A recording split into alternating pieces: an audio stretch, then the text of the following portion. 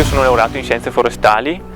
e dopo la laurea ho fatto varie esperienze lavorative in studi professionali,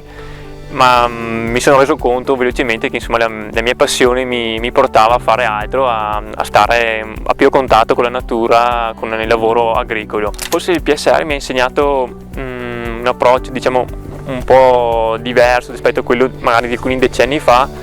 dove ci ha portato a non considerare solo i prodotti in sé che produciamo come l'unica fonte anche di reddito dell'azienda, diciamo, ma avere un approccio più globale, quindi non vedere solo la nostra singola azienda, ma vederla un po' inserita anche nel contesto del territorio, che pensiamo sia la chiave del futuro, e stiamo anche cercando con altre aziende del luogo di cominciare un po' alla volta a lavorare in sinergia, pensiamo sia importante.